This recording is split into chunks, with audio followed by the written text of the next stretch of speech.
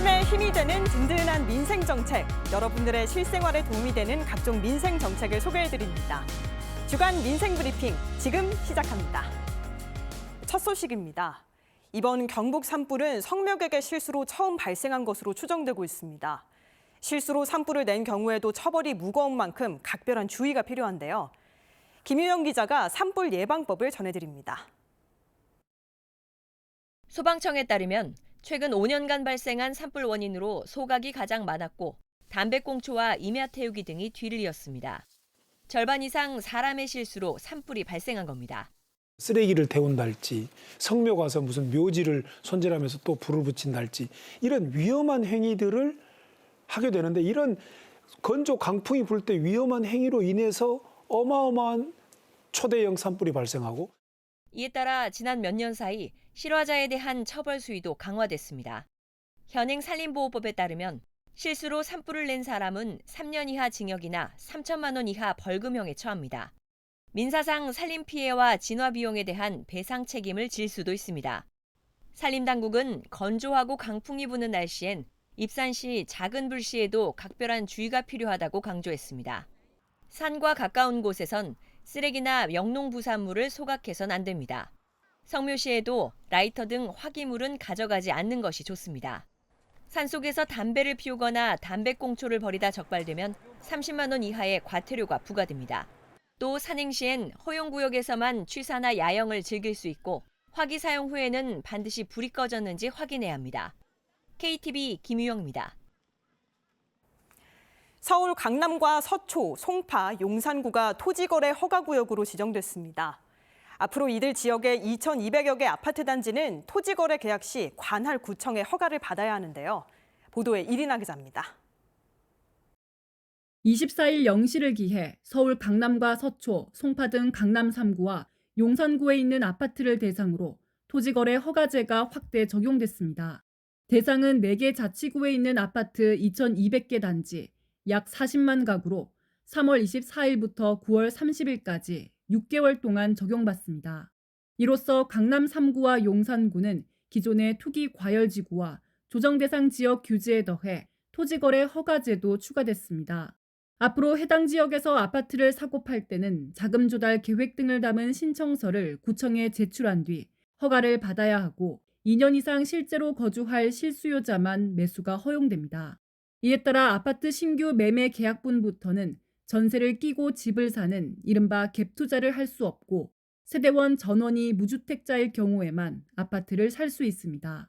만약 허가 없이 매매 계약을 맺거나 실제 거주 목적이 아닌 것으로 드러날 경우 2년 이하의 징역 또는 토지 가격의 30%에 달하는 벌금형에 처할 수 있습니다. 정부와 서울시는 시장 상황에 따라 연장 여부를 검토하겠다는 입장입니다. 현재의 주택 가격 상승세가 더욱 심화되거나 다른 지역으로 추가 확산될 경우 현재 강남 3구와 용산구에 지정되어 있는 조정 대상 지역 및 투기 과열 지구를 확대 지정하는 방안도 적극 검토하겠습니다. 이와 별개로 압구정과 여의도, 목동, 성수동 등 기존의 토지거래 허가구역은 시장 과열 우려가 해소되기 전까지 허가구역 지정을 유지합니다. 정부는 부동산 시장의 변동성이 커짐에 따라 주택담보대출 모니터링을 강화하고 집값 담합이나 이상 거래를 강력하게 단속해 나갈 것이라고 강조했습니다. KTV 이리나입니다. 올해 첫 매입 임대주택 입주자 모집이 27일 시작됐습니다. 청년과 신혼부부 등 무주택자를 대상으로 총 4천여 가구가 공급되는데요. 최유경 기자가 보도합니다. 27일부터 올해 첫 매입 임대주택 입주자 모집이 시작됐습니다. 정부는 전국 16개 시도에서 무주택 청년과 신혼부부에게 총 4천여 가구를 공급합니다. 서울과 경기, 인천 등 수도권 물량은 59% 수준입니다. 청년 매입 임대 규모는 1,776가구로 무주택 미혼 청년이면 누구나 신청할 수 있습니다. 시세의 40에서 50% 수준 임대료로 오피스텔형 주택에 10년까지 거주 가능합니다. 신혼 신생아 주택은 2,299가구입니다. 대상은 무주택 신혼부부로 소득에 따라 나뉩니다. 도시 근로자 가구당 월 평균 소득의 70% 이하 가구는 시세의 30에서 40% 수준의 일류형을, 130% 이하의 경우 시세의 70에서 80% 수준의 이 유형을 신청할 수 있습니다. 주택 유형은 다가구 주택과 오피스텔 등입니다. 청년, 신혼부부, 출산가구, 고령자 등에 대한 맞춤형 주거 지원도 강화하는 한편 부동산 시장 구조도 선진화해 나가겠습니다. 입주 모집 공고일로부터 2년 내 출산한 자녀가 있는 신생아 가구에게 우선 공급됩니다. 결혼 7년 이내 신혼부부 또는 예비부부, 6세 이하 자녀 가구도 신청 가능합니다. 신청자는 자격 검증을 거쳐 이르면 6월 말부터 입주 가능합니다. 자세한 내용은 LH와 서울주택도시공사 등 모집기관별 누리집에서 확인할 수 있습니다. KTV 최유경입니다. 2026학년도 대학 수학 능력 시험이 오는 11월 13일 치러집니다. 한국교육과정평가원은 올해도 킬러 문항을 배제하겠다고 밝혔습니다. 공교육 범위 내에서 변별력을 확보하겠다는 겁니다. 박지선 기자입니다. 한국교육과정평가원이 2026학년도 수능 시행계획을 발표했습니다. 시험은 오는 11월 13일에 치러집니다. 수험생들은 국어와 수학 영역에서 공통과목 2개, 선택과목 1개를 응시해야 합니다. 사회과학탐구 영역에서는 17개 선택과목 중 최대 2개 과목을 시험 봐야 합니다. 영어와 한국사, 제2외국어, 한문 영역은 절대평가로 치러집니다. 평가원은 지난해와 마찬가지로 초고난도 문항, 이른바 킬러 문항을 철저히 배제하겠다고 밝혔습니다. 변별력을 공교육 내에서 확보하겠다는 겁니다. 소위 킬러 문항을 출제해서 배제하고 작년과 같이 공교육 범위 내에서 적정한 변별력을 확보하겠습니다. 사교육을 통해 문제풀이 기술을 반복적으로 훈련한 학생들에게 유리한 문항은 배제하기로 했습니다. 교육과정상 중요한 내용의 경우 기존 수능에 나왔더라도 다시 출제할 수 있다는 입장입니다. EBS 수능 교재 강의와 연계율은 50% 수준으로 유지됩니다. 지난해와 비슷한 수준입니다. 특히 EBS 교재에 포함된 도표와 그림, 지문 등의 자료를 활용해 연계 체감도를 높일 예정입니다. 평가원은 오는 6월 3일과 9월 3일 두 차례 모의평가를 실시합니다. 올해 수능의 방향과 난이도를 가늠할 수 있도록 하기 위해서입니다. 6월 모의평가 신청 기간은 오는 31일부터 다음 달 10일까지입니다. KTV 박지선입니다. 지난해 보이스피싱 범죄 피해 금액은 8,500억 원이 넘습니다. 보이스피싱 등 전화금융 사기에 활용되는 전화번호는 대부분 명의를 도용한 대포폰인데요. 정부가 휴대전화 개통 때 본인 확인 절차를 강화해 대포폰 차단에 나섭니다. 보도에 김창규 기자입니다. 010 국번의 번호로부터 걸려온 전화. 한 남성이 등기 수령을 요구합니다.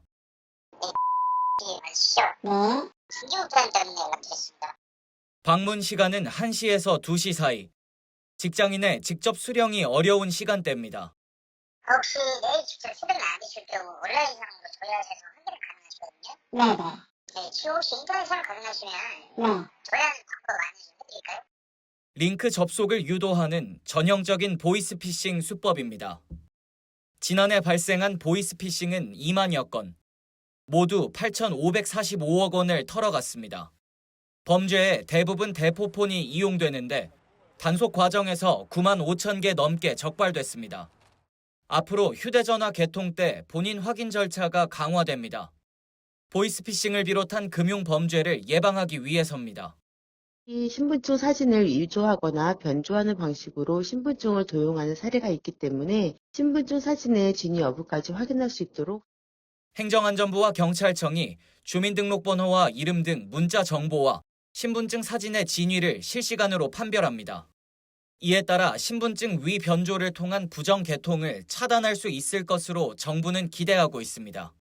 강화된 본인 확인 절차는 주민등록증과 운전면허증에 적용됩니다. 훼손된 신분증은 사용할 수 없습니다. 정부는 앞으로 외국인 등록증 등 적용 대상 신분증을 확대할 방침입니다. KTV 김찬규입니다. 추위가 물러가면서 미세먼지가 말썽입니다. 특히 지하철 내부는 자연 환기가 어려워 공기가 텁텁할 때가 많은데요. 정전기를 이용한 초미세먼지 저감 장치가 개발돼 실증에도 성공했습니다. 자세한 내용 김유리 기자가 전합니다. 한쪽 벽면을 가득 채울 정도로 커다란 크기의 집진판입니다. 초미세먼지 저감 장치의 일부로 공기 속 먼지를 모으는 역할을 합니다. 지하철 내부는 자연 환기가 어려운 구조, 철도 운행 과정에서 발생하는 미세먼지가 쉽게 쌓일 뿐만 아니라 내부에서 발생한 미세먼지가 환기구를 타고 지상으로 빠져나오면 공기오염의 주범이 됩니다. 공기질 개선을 위해 한국기계연구원이 개발한 이 장치의 가장 큰 특징은 정전기를 이용한다는 점입니다.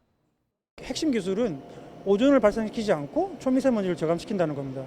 지하철과 같이 2km나 되는 큰 지하 실내 공간에도 그 먼지 나오는 먼지를 쉽게 정전기를 이용해서 저감할 수 있다는 장점이 있고, 정전기력에 의해 미세먼지가 집진판에 달라붙는 점을 이용한 겁니다.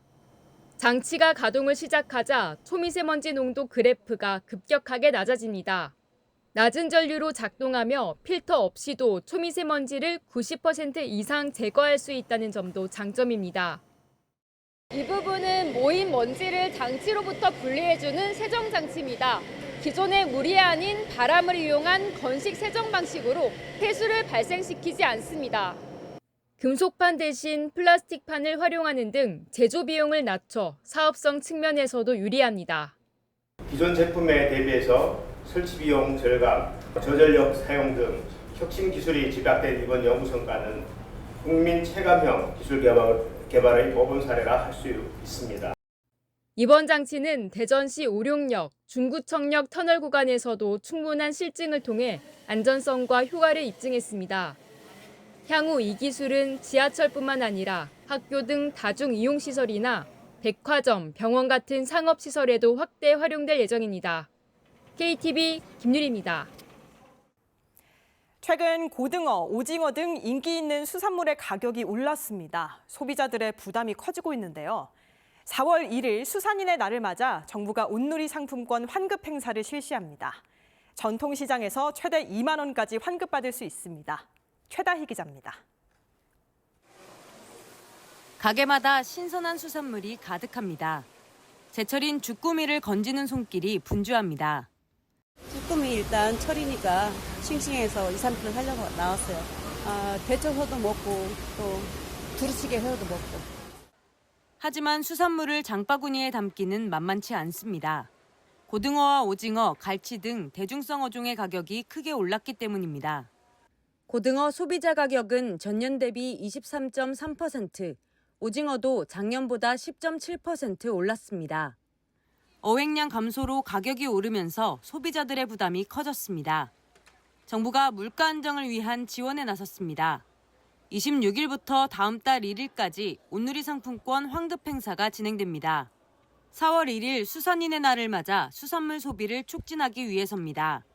1인당 구매액이 34,000원 이상이면 만원, 67,000원 이상이면 최대 2만 원을 돌려받을 수 있습니다.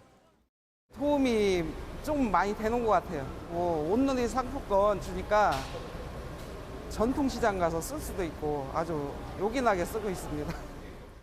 소비자들은 영수증과 신분증을 지참해 시장 내 환급부스를 방문하면 온누리 상품권으로 환급받을 수 있습니다.